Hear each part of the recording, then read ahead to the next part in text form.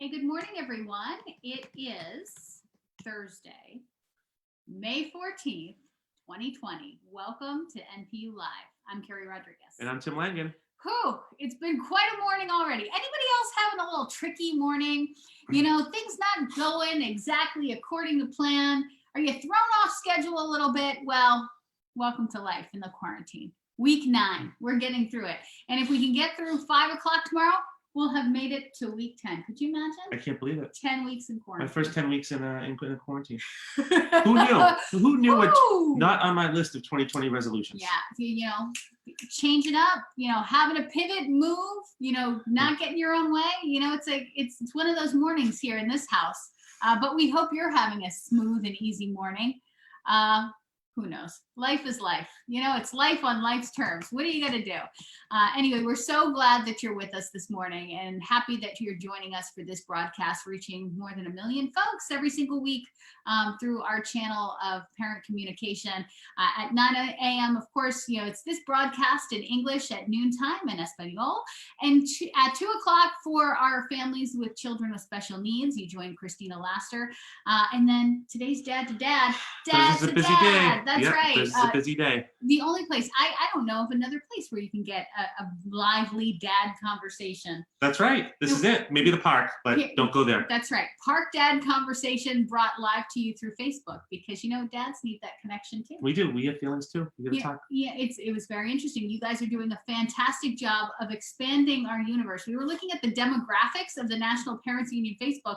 77% of you are women. Where are the men? Where are the dads? Where are the dads? We need you. Well, thankfully, we've got Dad to Dad. So what are you guys talking about today, by the way? Today, we're talking about whether men have to be good at sports and athletic. That's a big topic. I think that's going to be a really good. These guys are really exploring some very interesting topics. If you want to know how to dig a hole in your yard, kill a rattlesnake, how to say I love you to your kids, or, you know, whether you can hug. Yeah, that's right. They're exploring the deep issues, the often untouched conversations. Right. Or maybe, is this what you guys are talking about at the park? No. No? No. You're not talking about that? No, not often. A lot of times we're complaining about our kids, seeing if our kids have the same problem as other kids, feeling better about the diagnoses that we put on our kids. Or giving the head nod. That's what, as moms, that's what we observe. You know, the park dad phenomena, just a little, hey, what's up? What's up? Or we're just putting our earbuds on and listening to our podcast. Listen to a podcast. Yeah, that's right. That's right. Well, Dad to Mm. Dad today at 4 o'clock. 9 o'clock, it's Medisol Rarucha coming to you live from San Diego with our social emotional checkout for parents, getting your head on straight. So we're going to make it through these long weeks. I can use it today. Who knows? A lot going on in the news. As always, we're giving you your coronavirus update. But as always, we're going to advise you, once again, make sure you're checking the CDC guidelines and checking in with your governor, as long as they're a rational governor. That's right. As long as they're Governor Cuomo. Yes, or Governor Newsom. Or future Governor Fossey. That's right. Goodness, it's those governors are okay. And what they're suggesting right now, just a quick reminder, try to stay at home if you can. Keep your nose and mouth covered. Yep. And wash your hands for That's 20 right. seconds. Do it. 20 seconds. That's great. What else? And here's why you should. Cases right now of COVID-19 in the U.S. are confirmed cases up to 1.42 million. That's 1.42 million cases and 84,763 confirmed deaths. That's 84,763 confirmed deaths. Along with that, 3 million new unemployment claims were filed last week. It seems like it's just stunning. Every week we report this number because we know so many of you. I mean, folks, you know, in families right now, it's hard to even think about education and everything else going on if you don't have any money coming into the house. That's priority number one. Do you have a job? Can you hold on to your housing? Can you keep your kids safe? Right. And every week this number is ticking up. How many total? 36.5 million. That is 36.5 million coronavirus layoffs. Yeah, so it is good to hear that folks in Washington are considering additional stimulus packages. I know everybody got their $1,200, or most people did, but what now? The conversation we had here during that time period saying $1,200. Right. here in the Commonwealth of Massachusetts. I know we're broadcasting across the country here, but here in the Commonwealth, my gosh, $1,200. Won't last too long. That's not going to last long. Nope. That's not even going to cover rent. My Nope. gosh. So there are some legislators actually calling for $2,000 per month for 4 months as being part of the package until we can hopefully get back on our feet. Yeah, I even saw $6,000 the other day as well. Per month. Per month, yeah. Wow. So I mean, it's rough out there. It's scary. It's scary, and I think what would help people is if you had some sense of stability and leadership. Again, Trump responded to Dr. Fauci's testimony the other day, disagreeing with him. Now, Dr. Fauci, who served 6 presidents, stated that opening businesses and schools too quickly will lead to unnecessary suffering and death. If there's one thing that gets my ears perked up, it's when someone mentions there's a potential for suffering and death. Especially when it's unnecessary. Unnecessary, which I think a lot of this has been. Trump replied saying that that's not an acceptable answer, especially when it comes to schools. Yeah, this is just absurd. It's not an acceptable answer based on what exactly? Right. And again, reflecting our national poll that we just did a couple of days ago. We actually have another poll coming out tomorrow where we've asked parents even more questions. But last week in our national poll, which we released, 2/3 of parents, by a 2-to-1 margin, they say, they are not ready to send their kids back to school until this virus is under control, until there are adequate plans for health and safety. That is quite clear. So again, it's just so tragic that this happened in 2020 because of the political moves that are being made with people's lives. And to me, it really comes down to, I understand we want to open the economy. It's very difficult times, but we should be getting money into people's pockets, right, making sure that our children, our parents, our elders are safe. And that's got to be priority number one. We can't recover if people are still getting sick and dying on a regular basis. And as we discussed yesterday morning, new symptoms are coming out every single day. Tim reporting yesterday about the fact that we're seeing COVID-19 manifest itself in children in different ways. Sometimes a 6-week incubation period with a different kind of inflammatory presentation. So looking a little bit different there.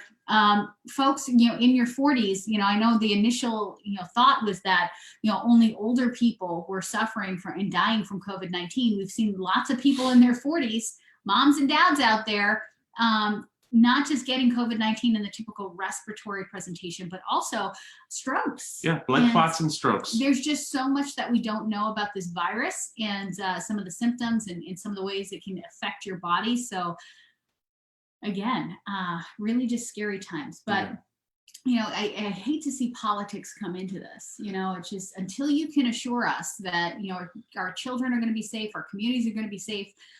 We've got to rethink how we're doing life right now. That's right. And thankfully, we have our task force for the National Parents Union, an incredible group of the leading parent activists across the country coming together to develop our educational plan, which is our equity-infused educational recovery, our Family Bill of Rights, which is also going to be presented tomorrow. I'm really excited about that. We may not have been invited to the table, but we will be at the table and letting folks know what our terms are. So I'm very excited to see what parents across the nation are thinking about, so we can have a data-informed discussion around when it's safe to reopen and what that's going to look like. That's right. Well, we're going to hear more as well from Dr. Rick Bright. Rick Bright, he was the ousted director of Biomedical Advanced Research and Development Authority. He was recently fired by Dr. Trump. He's going to testify before a House panel that the administration was unprepared for the pandemic. Yeah, and there's just a lot of weird conspiracy theories going on out there about why President Trump was not prepared. A lot of blaming of President Obama. Yeah. And the evidence is clear. Like there was, I think it was an 86-page memo about pandemics and how to prepare. It's kind of tough to how-to guide. It's tough to prepare for a pandemic when you've cut back the entire pandemic team. Yeah, and just dissolved it because you didn't really see. Those guys are worth a lot. There aren't many people that know how to deal with pandemics. Yeah, that's why it makes me very nervous about this political posturing around Dr. Fauci because, goodness, don't want to lose that guy. And Nope. we know how that goes with the Trump administration. That's right. Anyway, I digress. What else is happening? That's okay. Well, this week we have a lot going on again to support families and to support some of our children who have been affected by the COVID-19 crisis. Again, tomorrow is the big day of the International Day of Families, the UN Day of Celebration of the International Day of Families. And National Parents Union is partnering with Parents Forum for a broadcast around how to tell somebody something. Isn't this a coincidence? How to tell somebody something they'd rather not hear. Maybe Dr. Fauci will be listening and learning some tips and tricks on That's how to right. have a discussion with President Trump. But we'll be doing 5 30-minute broadcasts at our normal time at 9, 12, 2, 4, and 9. And that'll be with Eve Sullivan and Jamal Bekai from Parents Forum, who will be doing this scenario. And it will be broadcast in subtitles in English, Spanish, French, Arabic, and Mandarin, broadcasting all over the world. That's right. Every continent except Antarctica. Well, who knows? But maybe, Who knows? who knows? Maybe someone's watching this We'll there. We'll watch it there. And then over the weekend, we're also partnering to support the XQ Institute for Graduate Together 2020, sponsored by the LeBron James Foundation. That's right. This is the big Obama commencement. That's We're right. super excited to hear from President Obama. I'm not graduating this year, but boy, I need to hear that man's words in my That's life. right. Oh my God, please. That's right. This will focus on high school students and their success, but also to, again, we keep saying a lot of these high school students missing out on things like proms, missing out on their graduations. So this is a time to give tribute to them, their teachers, and also their supportive families who have had to become teachers this year. That's right. That's right. A So- celebration of this incredible milestone in a very unprecedented way, but That's there right. can still be joy and excitement. And hey, you can win $5,000 by watching the broadcast. So that's exciting. That's right. If you go on graduatetogether2020.com, you can submit your graduation commencement speech for a chance to win $5,000. You can also upload photos to the National High School Virtual Yearbook as well. And you can share that with the hashtag Graduate Together. And that'll be broadcast on all the major networks, ABC, CBS, and NBC. And right here on the National Parents Union website. Very or exciting. On our Facebook page. Very exciting stuff. Thanks so much, Tim. Why don't you go check on that Zoom and see how that's going? I want to do that. That's Sounds a good good. idea. So it's a Zoom morning. Sometimes you gotta figure out the technology. Tim will be back in a few minutes, and we gotta have him back in a few minutes because we've got some questions for Mira Brown. Coming to us from Austin, Texas, and Prepared Parents on a subject that I think Tim's going to be interested in. So as soon as he's done checking on Zoom, he's going to come back and talk with us. But let's welcome Mira Brown from Prepared Parents. And don't forget, you can sign up very quickly on preparedforsuccess.org or preparedparents.org because, we were just wrecking the website at the beginning of this broadcast today. Thank God you could get the other URL, but you got it, and I think it's a great URL actually. So, Mira, we're having a messy morning here today. Yeah, I feel you. I feel like it's that way Even got a the- lot more mornings these days. yeah, I've got the messy morning here too. It's just, I mean, that's all I can do. That's all I can do. I feel you. I'm very close to getting. I haven't done it yet, but to getting on YouTube and watching some of those hair cutting videos. I was talking to Gabriel, and he literally has like his things are like coming down to here now. They're like poking his ears, and I don't know. See, I'm fine with that. I cut all of the every man in this house has had their hair cut by me now. Little, big, all of them. I'm comfortable with cutting boys' hair. Because frankly, my oldest Matthew, who is an amazing little kid who happens to have autism, cannot go to the barber. Like, he's got a lot of sensory issues, a lot of that Yep. stuff. Only mommy can cut his hair anyway. So my kids are used to me cutting their hair. I was very nervous cutting Tim's hair. I was like, ooh, oh my goodness. But it was fine. It actually, he looked very handsome. I loved it. And then I cut his boy's hair. So that was also like, oh my gosh, So it's a thing, it's one thing when it's a person you made with your own body, but you can kind of like shift their head around a little different. Right. Feel a little less bad if it goes wrong. Yeah. I didn't make them with my own body, so it's like, oh my goodness. But we got through it. It was fantastic. But girl, I'm talking about me right now. Okay. Mommy, like my sparkles are coming through. I'm in that like half phase where it's not quite long enough to get into a ponytail, but we're doing it this morning. And I'm feeling a little messy. Messy. So I don't know if other people are feeling that way, but I have one of my best friends here, and she also works on Prepared. Her answer was she ordered off of like, I think Amazon, these like sparkly things that you like put into your, like the preteens do, and you put into your hair.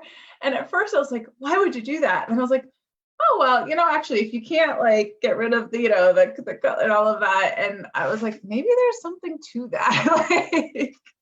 Well, and then it's like the confrontation of the fact that, frankly, I don't see a lot of the sparkles because I'm on my 6-week regimen. And now I'm being confronted with the fact that, wow, they really are there. And I'm getting older, I'm 41 years old. I guess I had the illusion that, I was just a little, no, they're there and they are proud. And I'm becoming an older person before my very eyes. So I don't know. There's a lot. My husband is, he will be very silver. He's very silver already. And in the last, what did you, is it almost 10 weeks? Oh my goodness. But in the last 9 weeks, like it's definitely the stress and the worry and the late nights and the early mornings and the kids. And it's just like, there's a lot more of it going on, but somehow men can get away with that, Tim has the shock. Tim is, he's right here. He's so handsome. He's got a little shock of sparkle going on. We're just gonna talk and point things out. Okay. Like the little shocks going on, it brings out his beautiful blue eyes, the whole thing. So handsome. We were just talking about that. And so, he can get away with it. But me, I'm just feeling like I think you look great. Hot mess. I agree with Tim on this one. I think you look beautiful. And it's like it's just one more thing added to a whole long list of things. And so I feel like I've had to just have like a personal conversation with myself in the morning. That's just like, you know what? Throw on some lip gloss, pretend to put some earrings on and call it, Because you know what, it's all internal. Because like when you come on my screen in the morning, Mira, and I think our commenters will say too, you just look like a golden goddess. My goodness, you are really kind. Hair and the whole thing. Look at that word right there from Tashfir, golden goddess. Yeah. That's right. Oh, thank you. That is very kind. I'll take it all in. I could use a little of this right now. Mommy love. I think we just need to love on each other a little bit this morning. So. I think so too. Because honestly, it's like you look at yourself, and all I think I see are the extra lines when I smile and like the dark. I know you can't sort of see it. I won't lie. I put foundation right here this morning. I looked at myself and I was like, "Ooh, it's Thursday. Thursday's the foundation day right here." Here's what I've a secret for myself that I realized. And I realized this last Thursday. So Thursday, right, I've decided is my new Friday. Just because I am so darn tired by Thursday, and in a way that I've never been pre-COVID, right? I mean, we've always tired. We work hard. We have kids. I get that. But just like the level of exhaustion by Thursday night. And Gabriel, my older son, I was sharing, right, has a lot of worries and fears and just isn't sleeping well. And so I've decided that Thursday night is Thursday night sleepover night.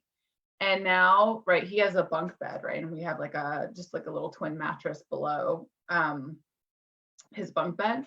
So mommy sleeps over on Thursday nights now. And mommy gets at least 7 hours of sleep now on Thursday nights. I felt like a different person last Friday. I woke up, I slept till like 6 or 7. I went to bed at like 8:30, or it was more like, I guess 9:30. It was amazing. And so now Thursday night is mommy sleepover night for my own sanity and for his. I love it. I sleep. We wake up refreshed. Highly recommend. Maybe I don't need as much foundation Friday morning. Like highly recommend it. It was the first time in 9 weeks that I had slept more than 5 hours a night, like during the week. Nice. And it was amazing. So Thursday night sleepover nights for parents. That's my tip. We may take that. We have an extra place in the bunk bed. I'm working on a schedule, Mira, where it's a Tuesday through Thursday work week. Yeah.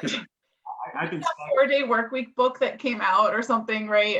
Or whatever it was, 4 days a week, or get everything done. I feel like this is like the life we're living because we're so tired all the time. You're not supposed to work more than 3 days a week. Haven't you seen that little thing pop up, that clickbait? Oh, I like that though. I Over support that. 40, you know, should work 3 days. I'm about it. You know, I'm ready to retire, frankly. By the time I stumble into Friday, it's a bad scene. It's a bad scene. It's a bad scene. The wheels are coming off. So Yeah. I feel you guys. Well, you all, before we get to the actual tip, you all, I think it was last week when you all were like, we crashed at like 7 or, you know, or and that's what inspired me. I was like, I need to crash at 7. And so that's when I was slept over in Gabriel's room. And I was like, there is something to this. Once a week, just crash. Shut it down. Shut it down. Shut it down. That's it. What do you really need to be doing that you can't do later? Anyway, we need a tip today. I'm really excited for this one. Actually, I'm going to take a back seat because this guy is actually going to really love this tip. Oh. And I think it's great. Oh, great. I'm glad I'm such a focus today on the show. You are. So Mira, why does my kid always ask why? So this tip came out of 2 things. So I actually was super curious about this. So I have a 2.5-year-old and he is in a 6.5-year-old. And I like to add those half years for some reason. I'm not entirely sure why. A 2-year-old and a 6-year-old. I'm 8.5. And there's a lot of whys, a lot of I mean, everything right now. Hey, buddy, Miles, let's put on our shoes and go outside. Why? Well, we need our shoes to go outside, to play outside. Why? Like everything is why, and I'll answer, and then finally I'll end with because mommy said so. You know, but and then of course I'll come back with why? You know, and Gabriel sort of has his own version by 6 of what? Oh, I'm sorry. I mean, nothing. No, I'm sorry. My Zoom keeps cutting out. I really apologize. And so I like have to stop because I see the mouse moving and I have no clue what you're saying. Oh, good. That's okay. No worries at all. No, the reason why I think this is so great is, you know, we have very curious, we're blessed. We have very smart. We're blessed. kids. Yep. Blessed. Oh, but with that tremendous blessing, A lot of questions. And sometimes, frankly, skepticism about the answers. Mistrust, maybe mistrust. But it's really it's a blessing and a curse, right? As a parent, and so how do we make sure we keep it a blessing, right? And so here's when I started doing the research. Here is there are some really fascinating, as always, right? Like I start geeking out on all of this, but so between ages 2 and 5, kids literally ask an average of 40,000 questions. Now they're small questions, you know, like why should I put my shoes on to go outside? Why? But like 40,000 questions. And then at age 4, it sort of peaks and they can be asking 300 questions a day. Like just think of the mental load. Isn't that, I mean, it's really amazing. But what ends up happening, right, is it sort of peaks and by like age 5 or 6, sort of the questions start to wane. And there's a lot of reasons. There's a lot of reasons for that. I think part of it is probably us are like, stop asking so many questions. I think they start seeing, you know, and I think there's a mental lift with that for little kids, right? Sorry, my kid's screaming in the background. There's a mental lift with that. But what I think is super important is that, to your point, is that kids are innately curious about everything, so many things. And from the learning side, right, like that's how kids learn. All learning, no matter what age, all learning starts with curiosity. And curiosity is only satisfied, like kids' curiosity, and we've probably seen this, like kids' curiosity is only satisfied when their questions are actually answered. And it's a really important cycle, right, that kids go through. And so how do we keep that cycle alive for our kids and with our kids when they're asking so many whys and we don't know the answers? And there are things that we can do. It can be tough. I always talk about, I have a very long, thin driveway that I have to back out of. And Like, you can barely get out of you can it. It's this like- really should not be a driveway. I don't know why someone did this, but the questions start the second I'm in the car. And I'm like, You're trying to focus. and I have to set a rule. I say, please, for the love of God, just let me back out onto the street first. Yeah. And then all the questions you want. Yep. I grew up in New York City. We had one of those very narrow, we still do, my parents deliver driveways. And it's so funny you say that, because I think you've just like sparked some like vague recollections of seeing my dad's eyes, right, as I'm sitting in the back seat in the rear view mirror, and him just being like, just give me 5 minutes, as before backup cameras and, and all of that. Yep. Yeah. And there are things that we can do to sort of nurture our kids' curiosity, because it's actually really, really important to keep asking why. And it's very natural to do it when they're little and it wanes, and we want to keep that curiosity going. So here's what we can do based on the research and the science that I found. So I think the first thing is, like, we actually have to make it cool to ask questions. And this one was interesting to me, because I realized as I was reading this and doing this work that, like, I don't ask a lot of questions anymore as an adult. It's sort of like been a little kind of beaten out of me as adults, because it's really not, when as an adult you ask your boss questions like, why are you asking me questions? You ask, right, like, you don't there's a lot of don't question me sort of, I think, in our culture still as we get older. And so I think we have to, like everything else as parents, we model. And so I think starting to ask our own questions and starting to figure out ways to answer our own questions. So things that maybe would be in our head or we wouldn't think to ask out loud, like, model it, right? Model that for your kids. And when we talk a lot about how to reward or sort of praise, right, motivate and things like that, right? Like, praise our kids. And I have to catch myself on this, because I think I probably do a little bit of an eye roll, like, here we go again. But instead it's like, hey buddy, that's a great question. Glad you asked that. It's I'm like so glad you asked that. Yeah. It's so hard, but we actually, and so I'm trying to sort of change how I do this myself in, like I said, in sort of asking my own questions and making it something that I do as sort of as a model for my kids. And then again, praising them when they do it. So that's number one. The second thing is to challenge our kids to answer their own questions. And a lot of that is, especially when I get to like the fifth why with my kids, or I don't know an answer, I do a couple of things personally. I either say, because mommy said so, not the best answer, with Miles, or with Gabe, I'm like, hey Siri. Oh, my Siri just went off. As always on the show.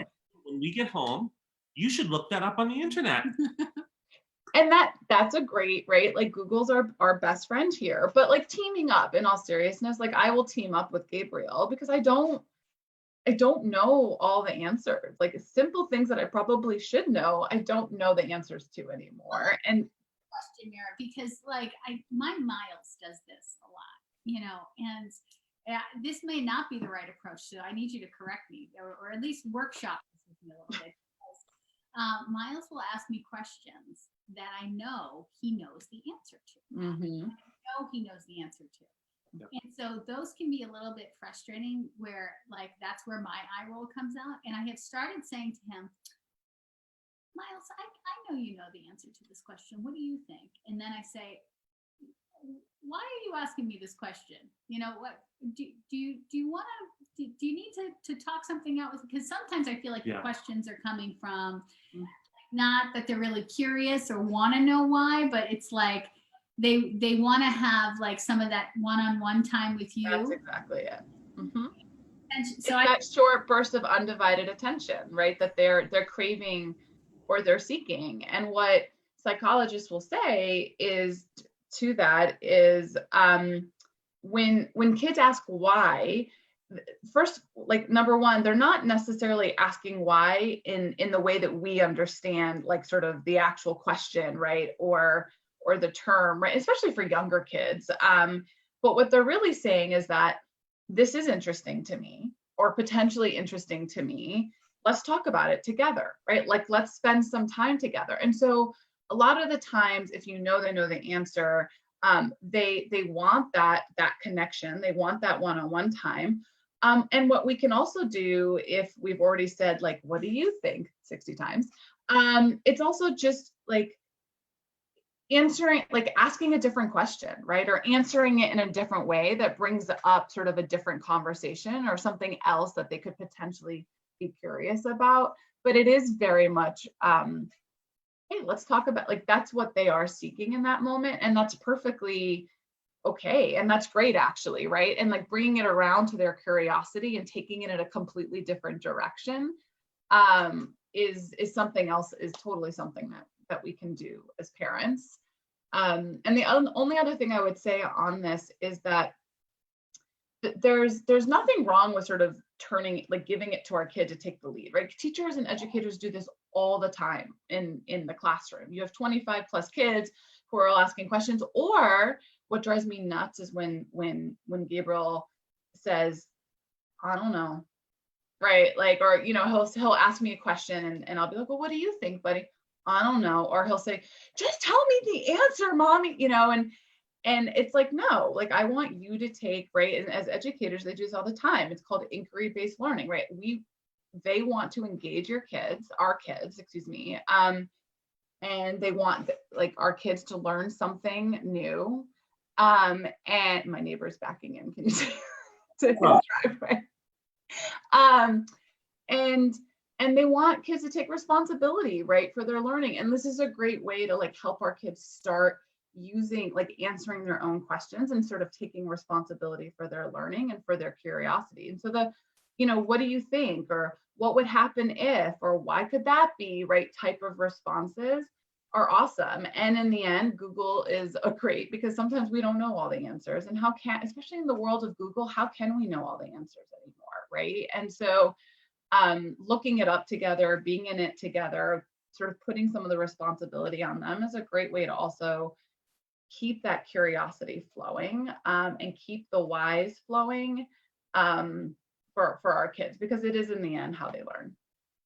Right. And I think this is a great tip, because, you know, so many people are going to need to know how to cope with the whys, because when it gets to Thursday and Friday in the week, or Monday. Or just when they start on Monday. When they start on Monday. Or you having the language, being able to stop and reflect about, like, why are these whys coming up? I think super important. You reminded me super quick on one more, and I know you have other guests, sorry, on one more thing that I completely forgot about, which is that why is a tool that parents can use themselves sort of with their kids. And what I mean by that is, a lot of the times when we make assumptions, I do this all the time, like, we make assumptions as to why our kids are feeling a certain way, why they're acting a certain way, right? Why they're having a certain emotion. And we sort of end up using those assumptions, and we end up butting heads with our kids, right? Like, why aren't you doing your schoolwork, right? Well, I'm going to make the assumption you're not doing your schoolwork because you're feeling lazy, or you're not committed, or whatever, right? It might be. And a lot of that, to your point, Keri, right? Especially 10 weeks in, oh my gosh, there's just, we're so in each other's business right now, right? And anyway, we make these assumptions, but the truth is, like, there's always generally an underlying reason that things are happening. And a lot of the times, like, we don't pause, and I don't pause to sort of use the why game, ask why, like, why, Gabriel, are you pushing back, you know, or you probably wouldn't say it that way, but like, why aren't you doing your schoolwork? Or what, you know, there's a why game that you can play sort of with your kids in a really respectful, calm manner that actually gets underneath the surface. And the interesting thing about that is that, like, kids are like, oh, like, you care about what I have to, like, about what I have to say and why, and you're not making it. And so it is something that we can use as a tool with our own kids to sort of start getting underneath the sort of the 5 whys. Right? That's right. Yes, exactly. You know, like, there's a reason why underneath everything our kids do and everything we do, and it's being an investigator, right? But it's doing it, it allows us to do it in a way that makes our kids feel respected and heard, and gets to the root cause, and allows you to get to an action, right? And help our kids sort of solve a challenge or interpersonal conflict or whatever it might be. So why is just so important on so many levels. So as much of as it frustrates us, we can use it, our kids use it to learn. We could probably ask why and be curious a little bit more in our own lives. And so asking why is actually quite fascinating. Well, Mira, an excellent tip as always. Thank you for joining us this week. We so appreciate you and all of your tips and all of your conversation. Such a favorite. And I'm sure my kids will thank you for that one. Sorry. as you dig, why? Why'd she say that, Dad? Why are you doing that? I thank you both very much, and I will see you next week. Mira? Enjoy your weekend. Mira Brown joining us live on the National Parents Union live broadcast, joining us from Austin, Texas. That Zoom call was fine, by the way. What it was. I got a little bit of interrogation, but that's okay because I don't have a job. No big deal. No big deal. No big deal. Again, mornings are Mornings. happening everywhere. Teachers, across please, by all America. means, switch from Google Meetup to Zoom. Put the wrong time zone in, and ask me lots of questions on the last minute. I love talking about custody. It's fine. Anytime. Anytime. Don't worry about it. Don't worry about it. Oh my goodness. Anyway, I'm gonna go and ask why. Why did this happen? I'm gonna go answer some questions. Why is important? Oh my goodness. This is real life. This is real life for parents. So grateful that all of you are with us. Really excited to welcome our next guest, Elsa Martinez-Pimental, who is joining us live from Boston, Massachusetts, right where we are. We're going to be talking about her organization, but first we want to know her as a mama and see what's happening in her life right now. She's got kids on both ends of the spectrum. And she is living life in quarantine as well. So Elsa, so much to talk to you about when we get to UAspire. But first, we want to dig into your business a little bit as a mama. You have a 2-year-old girl. What is going on in your life right now? How are you making it? You look fabulous. What's going on? Thank you. It is pretty crazy. I mean, I do have a 17-year-old who's a junior in high school, and then a 2-year-old and a 1-year-old. So it's just crazy house, crazy place all day here. The day usually starts around 5 a.m. So pretty crazy. And right now, so like you've already been through one half of the war. So. Yeah. Exactly. And so we're just trying to take it day by day. I mean, every single day is so different. I talked to some of my other mommy friends, and it's just every single day there's something new. Like some days you feel like you're into a routine, you feel like you've gotten the kids to do some activity very well. Like my 2-year-old loves just painting, and we thought we were on a good groove. We had a time frame, we were putting her on it. And then after 3 days, she's like, okay, I'm done with painting. So it's a little bit of everything, like making sure that the high schooler is doing her schoolwork and, kind of keeping the little ones entertained. But it does just become a little hard to be isolated, We FaceTime. Yeah, it's just hard. Emotions because, this is a whole life change, right? Because you're seeing people and walking down the street and going to the park and going places and seeing other people, and then suddenly life is very different. And then for our older kids, we've been very concerned about how they're doing socially, mentally, how they're doing. Devastating. I mean, when you're 17 years old, your friends and going out and it's and this is the most important thing that's ever going to happen in your life. Because this is it. This is when you're who you are, and kind of moving away from your parents a little bit, getting some independence, and then all of that is yanked back and taken away. And that's a really so mamas are with both ends of the spectrum. How are you getting through this?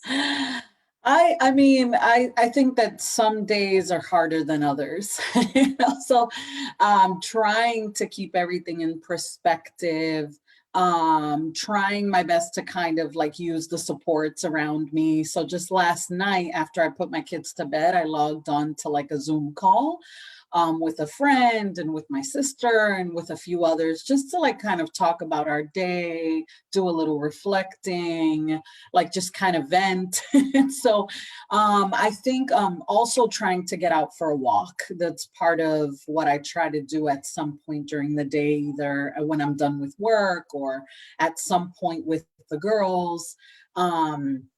Just trying to keep things into perspective. I think some days are harder than others, in particular when like things aren't going as planned. But yeah, I think we're just trying to stay thankful that we have our health, feeling, kind of just fortunate that we're, that we still have a roof over our heads and our jobs and that kind of thing. So yeah, just kind of taking it day by day is how we've been trying to survive. My husband has a business, and so it's been like just really crazy. So he leaves like very early in the morning, sometimes around 5 a.m. and comes back pretty late because, small businesses, in particular restaurants, have been hit pretty hard. So we have a little bit of everything going on, and we've just been trying to be supportive towards each other. Yeah, I think that's, incredibly important. A lot of what we've been talking about with the National Parents Union, with organizations all across the country, and then of course here in Massachusetts, is just, we're all just trying to do the best we can, and the most important thing is hanging on to the fabric of our families and making sure we're not destroying relationships, because we're all on top of each other and there's so much pressure. I mean, if you're lucky enough to have a job where you can work from home, you're trying to also navigate education. So, we've got some folks who are part of Massachusetts Parents United and the National Parents Union who just lost literally everything, their businesses. They lost their jobs. They're trying to file for unemployment. So many of our families are the essential workers, the first responders, the folks that are bagging your groceries, the folks that are delivering things on your neighborhood, putting themselves at risk so that they can hold on to whatever job that they have. So the critically important part is that this is not a normal situation. We're all going through a really unprecedented trauma where so many things are up in the air, but many of us are trying to like hold on to some semblance of normal here. I have to imagine that your work at UAspire has really transitioned, because you on a regular basis trying to help kids navigate their way to college, finding out financial information, making sure that post-secondary education is possible for them. And now we're in this world of chaos. So I want to dig into that about how your work has changed. But first, tell us what you do in pre-COVID times and the support that you provide to kids like ours to make sure that getting to college is something that they can view as being affordable and possible for them. Yeah. So just a little bit about UAspire briefly. UAspire is a national organization that started here in Boston, Massachusetts in 1985.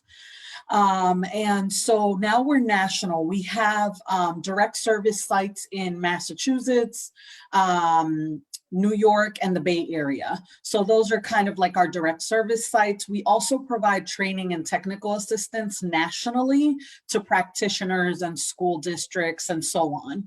And so that's just a little bit generally. Our organization is laser focused on college affordability, meaning that our mission is really to make sure that students have the financial information that they need to attend college and to really persist through college. And so the reason why we're focused on college affordability is because we feel like it's one of the biggest hurdles for our students, in particular for first generation college students who a lot of times are navigating the process on their own for the first time. And so making sure that students have the right information to make informed decisions is really the goal of our organization. So how we support students, we work with students in high school. So here in Massachusetts, we serve students in Boston Public Schools, Cambridge, Somerville, Malden, and Fall River. I think I didn't forget anybody. Cambridge, yep, five school districts. And so what we do is we really support students one-on-one. We work with students starting their junior year to really make sure that they understand what the financial aid process is going to look like. And then we support them with completing all of the major financial aid forms like CSS profile, the FAFSA. And then a big portion of what we do, which is what we're supporting students with right now, is helping students review their award letters. So that financial aid offer that the college sends students, we support students in that, in reviewing that, looking to see how much money they've actually received, appealing if the student hasn't received enough aid, and really deciphering what is it going to look like, not just that first year, but long term. And so fascinating when you think about it, because I'm just reflecting on my own personal experience. You know, I'm a former foster kid, so I had to navigate that process by myself. And I remember being so confused and just thinking, when you got the letter, I got an endowment from Temple University to go there, and I just thought, you know, the letter that you get is what you get. Like, I had no idea. So I'm thinking about, oh, wow, if I had known UAspire was available, maybe they could have helped me, you know, advocate so I didn't end up with, you know, I was blessed. I only had about $20,000 in student loans. oh, wow. You know, it was crazy. You know, I didn't know that you could appeal. I didn't even know that was a process. And girl, the FAFSA process, forget it. Like, that was trying to figure out. So I mean, it must be a tremendous value to be able to reach out to students, that because this is like learning a foreign language. It's Yeah. Like, on your own, in your first generation, you don't have. Yeah, also, Keri, I mean, this is really our students are the nation's second largest consumers. So after mortgage debt, college debt and loan debt is the second largest debt in our nation. So really, our biggest consumers are our students. And it's the only industry that's not protected, where we don't have protections to make sure that students are making informed decisions as they make the biggest financial choice of their life, like to either be indebted for the rest of their lives or to be in a place where they're going to be financially stable. And so it really is a pretty critical time in our nation. There's no protections. When you're making these decisions and signing your name on the dotted line, you are so young. And there's not a lot of guidance. I mean, it's really, you know, you're making decisions that could impact you, and we know, for your entire life. You know, and you feel you just have to do it, because if you don't, then you don't get into the school, and then what is your, like, it's this craziness, right? You're really in a hostage situation when you go into it. It's crazy. Yeah, for sure. And so really, I'll just wrap up by saying, so really, and then we supported students during the summer. There's something called the Summer Melt, where students have an institution that they intend to enroll to and that they want to attend. And a lot of students melt during the summer because the supports that they had in their high school, people are off on vacation. And so a lot of students don't end up enrolling. And so we support our students through the summer and then their first 2 years of college. So we help them make sure that they actually persist, that they maintain the satisfactory academic progress and the grades that they need to be able to maintain financial aid. And we support students through that time. So that's kind of like our work in a little bit of a nutshell. And now with COVID, I mean, our students, it's so sad what's happening to our students. I mean, we know that there's so many different needs, from the fact that a lot of our families are unemployed and making sure that students have food and housing, and really that they have the basic needs. But I think one of the things that is really important to remember, I mean, as parents and also just as a nation, is how important it is to be able to push our students to still consider college as a viable option. The reason why I say that is because for our low income students, which is the students that we tend to serve, enrollment rates and persistence rates were already very low prior to COVID. And what we're seeing is a decrease in FAFSA completion and FAFSA renewal. So we know that students right now are our neediest students are prioritizing other things that may not be college at this time. And it's extremely concerning because once COVID is over, if we have a lot less students attending college, it's going to have a really big dire impact on our economy and kind of like on how our communities pan out. And so our major goal now has been during COVID just to make sure that we continue to work with our students to still complete what they have to complete, make decisions towards colleges, even with a lot of unknowns about how colleges are going to look this fall. Because some colleges have announced that they're going to be virtual through the fall until the spring.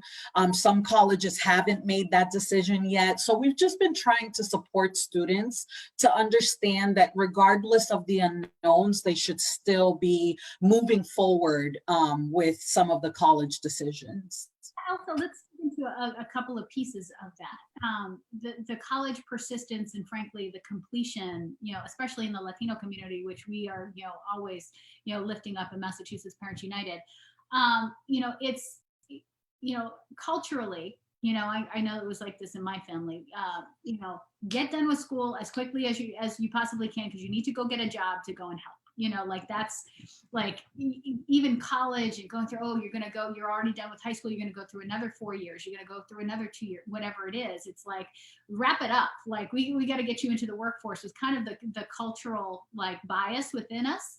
So it's interesting. Like, I think there's that piece. I think it's the piece where, in K through 12 education, we know that our communities are so underserved. So we go, I call it the black and brown tax, because by the time we get to, if we're lucky enough to get to college, by the time we get there, we've got to take 2 years of remedial courses, which are free to catch up, to take a college level course. So you're taking additional, somebody's got to pay for that. When even if you get free tuition, it's fees, it's books, it's time, it's all of that stuff that you've got to take to catch up.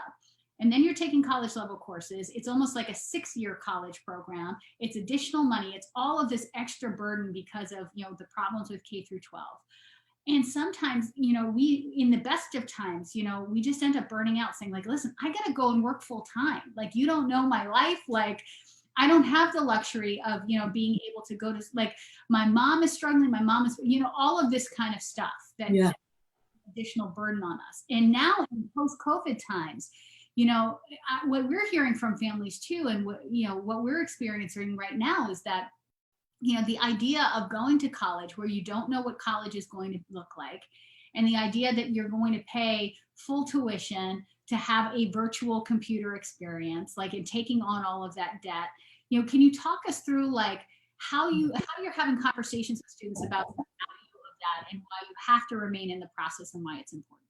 Oh, Keri, I can't thank you enough for like asking that question, because the way that we look at this at UAspire and that we talk to our students and families is that it's about some type of post-secondary education.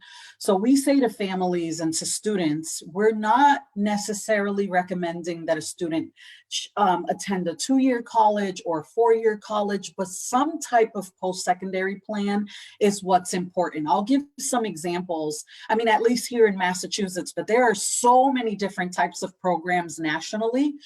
We have Duet. For families who don't know about Duet, Duet actually exhilarates college. It's all remotely. They have a partnership with Southern New Hampshire University.